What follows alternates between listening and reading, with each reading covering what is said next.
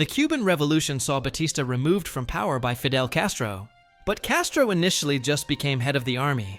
As agreed by the revolutionaries, Manuel Urrutia Leo, a liberal anti-Batista activist, became the next president, and José Miró Codina, another liberal, became Prime Minister. Miró, however, quickly resigned, and Castro became Prime Minister, and conducted a tour of many nations in the Americas, including the USA in 1959, however.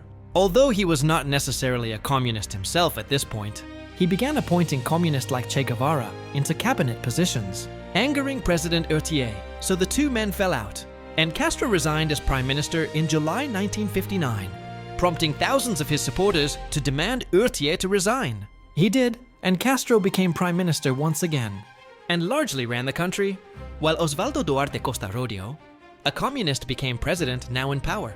Castro began to introduce a wide range of policies and schemes, like building many schools, houses and hospitals, but he also nationalized many businesses and seized land from American companies, angering the US government and also powerful organizations like the Mafia and the United Fruit Company, which had a great deal of political influence in Central America.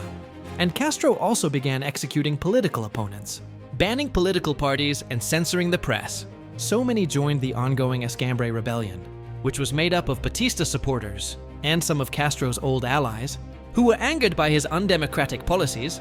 They conducted sabotage raids from their mountain base, and quickly found new allies in America and the Dominican Republic.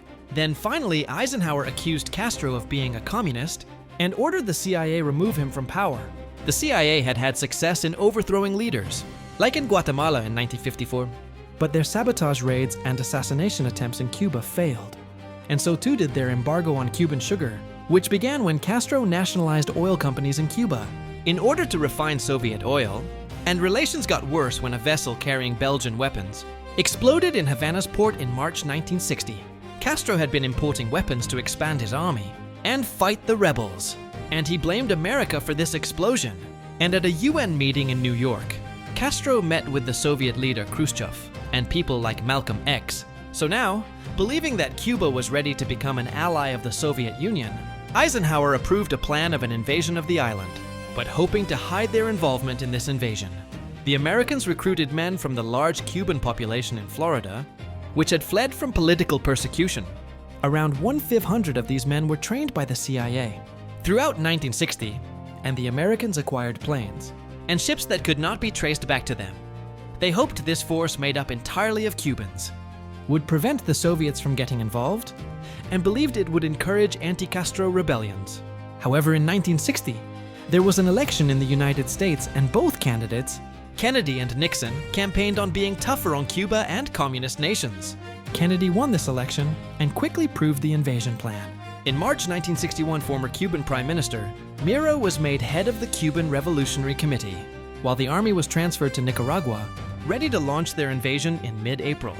Their bombers tried to destroy the Cuban Air Force, but Cuban intelligence had found out about the invasion ahead of time, and these bombings had little effect. So on April 16th, a small force was sent to Bahia Honda as a diversion, while the rest of the army was sent to the Bay of Pigs on the 17th, but they came under immediate fire, and the Cuban Air Force was able to destroy most of the ships, carrying medical supplies and ammunition. Plus, the Bay of Pigs proved to be a poor landing site. Initially, the CIA planned to land in Trinidad, which had a better port and was closer to the rebels in the Escambray Mountains, where they could escape and join the ongoing rebellion. Should the invasion fail, the Bay of Pigs, however, was surrounded by swamps and a radio station, which allowed Castro to be alerted and mobilize his army. 25,000 Cuban soldiers then descended upon the now poorly equipped invaders and defeated them within a couple of days.